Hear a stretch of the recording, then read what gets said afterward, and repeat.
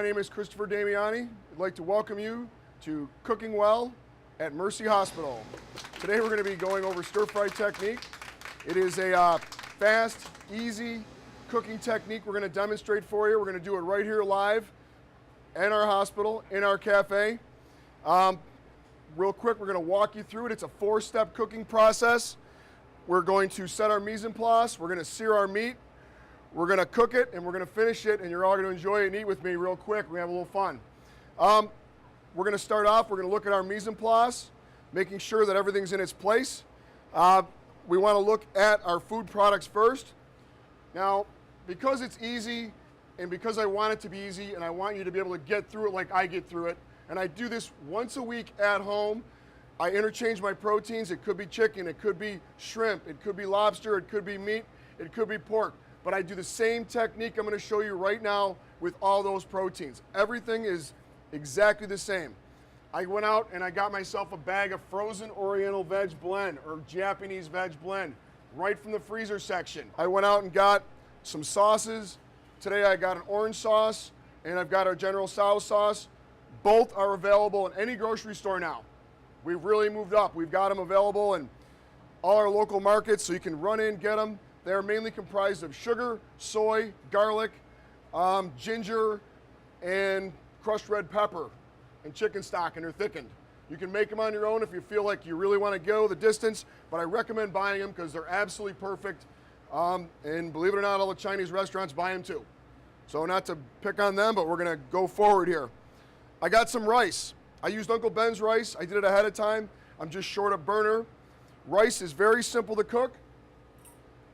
Unless you're feeding more than 5 people, you only want to do 1 cup of rice dry to 2 cups of water. Pour it right in your pan or your sauce pot. 1 cup of rice, 2 cups of water, maybe a pinch of salt, maybe a dash of pure olive oil. Okay, I bring it to a boil. As soon as the rice boils, I turn it down to a very, very low simmer, almost to nothing. I cover my pan, I push it forward on my stove, and I relax because my rice is going now. I set a timer because I've got 3 boys that like to run around and distract me and make me burn things, but it's not going to happen because I'm smart and I set my timer for 20 minutes, and when that timer goes off, I'm going to go over to my rice, I'm going to grab my fork, and I'm going to fluff it. And if I don't do it when that timer goes off at 20 minutes, and say I leave my rice on the stove, I leave it there covered, and then I do my cooking technique, and the rice sits for 10 more minutes, my rice is going to be muddy, it's going to be gummy, it's going to be sticky rice. Not so nice. So close your eyes, imagine my rice is cooking. We've already done that step. 20 minutes, the timer's running now. My kids are circling me. They know food is cooking. They're like piranhas in the water. I get all my cooking utensils together. I get my pan of water. I put on the stove and I fire it up right away. So my water's coming up to a boil. Now, because I'm a chef and I like things to be fancy all the time, as fancy as I can get them, I'm going to do my garnish right now while I'm waiting for my water to boil. So, simple garnishes today. We're going to take some sesame seeds. You can see that they are very bland. They're white. They're not toasted. If you can get a good look at those, they're white. They need to bring out the oils. They need to bring out that toasted flavor. You can buy them pre-toasted, but I don't recommend it because when I toast the seeds fresh, I'm going to extract that oil out and the flavor is more robust. It's going to give it that kick. It's going to make my food a little bit better. That little edge I need. So now I'm going to throw them in the pan. Who knew you could toast in a skillet? All right, or I'm sorry, a wok skillet. Okay, I put them in there. I yell bam or something, but I'm not. Now, I have my chicken also behind me. We're going to talk about chicken too. Right now, so far, we've got our vegetables. I'm taking my little sesame seeds. I'm going to show you how they're going to turn out because we're going to add them. They're beautiful toasted sesame seeds. You can almost see how they've gotten this new texture to them. They're kind of standing. I'm able to mound them up because that oil has released, just like every nut or every seed does. Pumpkin seeds, sesame seeds, poppy seeds. You can see they almost stand on their own and you can start to smell them. If you can smell these seeds right now, you know they're about to do what? That's right, Melanie, they're gonna burn. So I'm in a quick window and I'm doing it, and they're getting there, but they're not burning yet, but they're starting to brown, just like garlic when I do it. We'll talk about garlic another day. So the seeds are toasting, the oil's coming out. I jump them, I'm using rapid movement, I'm staying over the heat. And if you notice, I haven't moved at all yet. My kids are circling me still. Dad, I want a drink. Dad, can I go hang out at a friend's house? I don't move, I'm ready to go. My rice is about 5 minutes in now. My water's coming up, my veg is ready. My lovely and talented sesame seeds are beautiful. My wife just walked in the house. She's a diversion. Now I'm free. The kids are all over mom. I put my sesame seeds down. They're lightly toasted. I'm just going to gently wipe out the pan. I keep my pan on the heat. And we want it to be hot because it's going to be quick. When this all goes down, it's going to be fast. I'm going to make some garnishes real quick because it's got to be pretty. Believe it or not, you eat with your eyes. So I take my scallion, and you get that rough top, and if you can see it, what I've done is I've nipped it down. So I took about 1.5 inch, 2 inch scallion. I cut the top, and I roll it over, and I cut it here just about a 1/2 inch into the green. I take my scallion, I put my knife through, and I do it numerous times. No problem. Doesn't matter if I make a mistake. You know, I learned a lot of this stuff from the actual Asian friends of mine that do wokkery at Wegmans. They've given me some great stories, some great advice. And I also worked in the wokkery, trained with them. So I'm gonna drop this into my ice water. And if you look, I'll show you one that's sat. We did this one at noon. You can see they just blow right up. They're pretty, they're called a scallion brush or a scallion fan. If you look over here, we've got some light agitation in our water right now. It's starting to vibrate, it's starting to get ready to go. So I'm gonna say to myself, it's time to get this over with. We're gonna make the chicken.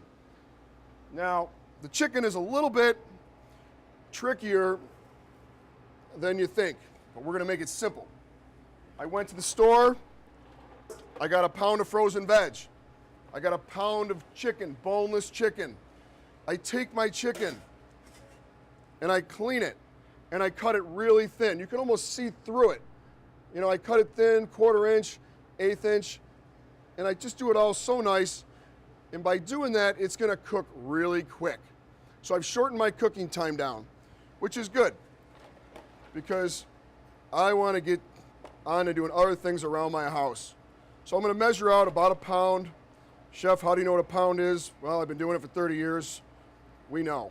So you'll go out and get a pound of boneless chicken, throw it in there. That pound is 16 ounces. The portion size, when you eat, should be 4 to 5 ounces. So my pound should feed 4 people, okay? Unless you have 3 boys, all in their teenage years, who like to eat more like a 1/2 pound or 3/4 of a pound. Now, the secret. We are gonna show you how to make your chicken a little better. I have some ice water in front of me. I'm gonna take a little bit of water, about a tablespoon. I'm gonna put it on top of that chicken. I'm gonna swirl it around. But I want my chicken to be moist. I want it to be tender. I want it to be a cut above the next guy. So I'm just gonna measure my hand, maybe another tablespoon of cornstarch. I think this cornstarch is about $1. You probably had one sitting up in your cupboard, and I'm just gonna gently put it over the chicken, and then I'm gonna roll it right in there with my hand. And what I'm doing is I'm adding moisture, and I'm adding a little cornstarch. Cornstarch is a natural thickener, and it's gonna give my sauce body, it's gonna give my sauce sheen, it's gonna make viscosity, it's gonna make my food good. So I'm gonna swap my gloves out. I'm literally done with the nastiest part of my cooking in the kitchen because no one likes handling raw chicken. I don't care how you cut it.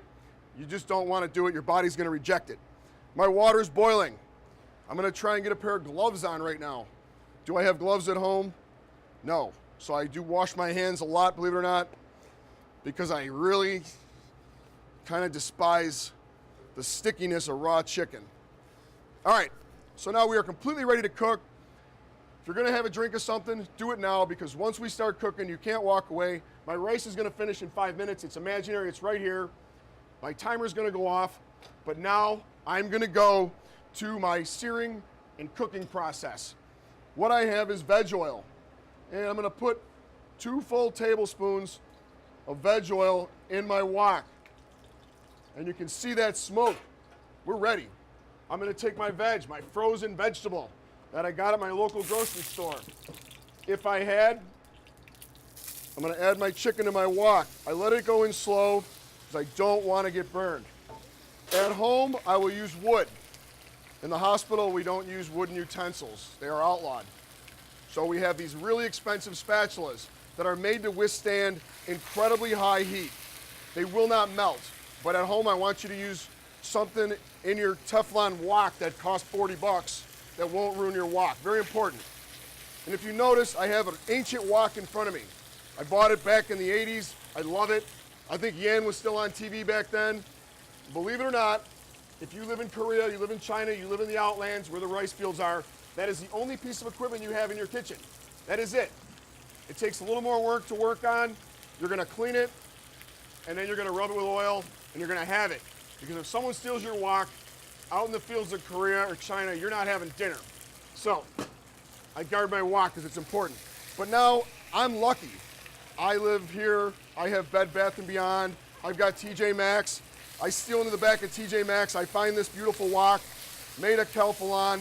It makes my cooking better. It makes my chicken beautiful. You can hear it rolling and roaring. So, let's review. The buzzer just went off on my rice. I open my rice while my chicken's searing. I take my fork, I fluff, all the steam comes out. I'm very careful not to get in front of that steam. Steam is 8 times hotter than boiling water. It will bring you to your knees should you burn yourself. So my rice is fluffed, my chicken's going, it looks great. I love my Teflon wok, nothing sticks. I can jump my vegetables, I can throw them in the air. I'm gonna push my vegetables up the side of my wok. I want the entire surface to be making contact with my chicken. Chicken looks good. It's got some sear, it's got some color.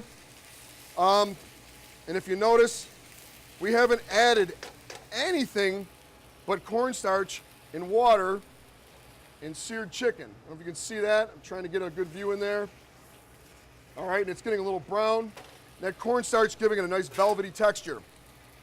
To my left, I took some frozen vegetables. I threw them in water. I didn't salt the water, okay? If you notice, I'm not cooking with any salt right now. There's no salt present except our big bottle of Kikkoman soy, and that's up to you if you want to use it. We're not going to touch it today, but when you do Chinese cooking, please take the salt off the table and go get yourself some soy. There is an awesome soy in the market now. It's a first press soy at your local supermarket. I'm going to jump one more time. My veg is to the surface. It looks good. Back to the salt. The reason I don't add the salt is because I don't want it in my diet. It's a silent killer. But it does keep your vegetables green. Now, I want to make sure my chicken's done, so I'm going to take a temp. But my probe is really thin and my chicken's thin. So what I do is I get multiple pieces on the end of that probe at once. Okay, and I'm looking for 165, and you know what? I'm at 136 right there, so I'm gonna go a little more. I need 30 degrees. My wok's going, my burner's going. My rice is done. Right now I start calling for the kids to come out, get their drinks, get your table set. If you're brave enough to use chopsticks, go get them out of the drawer. Now, I'm gonna take my vegetables, and I wanna get them out of the water. All I did was get them hot. They're pre-cooked. I'm gonna put them in my handy dandy strainer and drain off any excess water before I dump it into my chicken. At home, if I had a little basket that I could just drop in here and pick it up, I would use it. I'm sure you've seen like an asparagus strainer, anything a little more easy to do, because I think this is a little complicated. I would just rather dump this in there and pull it straight out. We'll let that sit for a second. Jump my veg again, just to make sure it's done. My garnish is ready. I'm gonna get my probe again. I'm gonna go through my routine to double check to make sure I've killed any possible bacteria. If you see it now, I'm at 180, probably at 190. Let's drop in temp. There we go. What the heck is going on here? 173. We're good. We know the chicken's cooked, it's thin, and we're ready to go. I'm gonna turn off that burner. I'm gonna take my veg, I'm gonna dump it right on my chicken. I'm gonna turn off my heat to my chicken now. And because we did the General Tso's earlier, we're gonna do the orange chicken. Pound of vegetables, pound of meat. You're gonna use 12 ounces to 10 to 12 ounces. This is a 3-ounce ladle. That's 2, that's 3. 3 scoops of orange sauce. Orange sauce is basically sugar, soy, sesame oil, a little cornstarch. I'm gonna toss it up real quick. I know Scott wanted a pretty shot of this. We're gonna try and give him a nice look on it. I toss it all together. I turn off my stove, grab some tongs. We'll put our chicken down and our veggies. And like I said, you don't want a lot of chicken. It's about 4 ounces. Put a little broccoli in the middle, make it pretty. We're gonna drop a little scallion on there, a touch of our sesame seeds. And it is orange chicken. We're gonna take our scallion brush,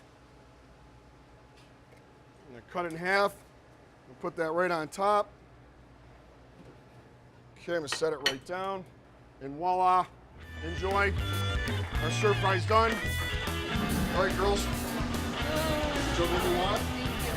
Enjoy. The sesame seeds right down there for you. It's delicious. Mr. Lobster, roasted beef. Excellent. Fresh veggies, a little rice, French rice. That was fantastic. I was so enjoyable. It's easy. And remember, next time you pick up the phone and you feel like ordering Chinese, don't do it. Mercy good.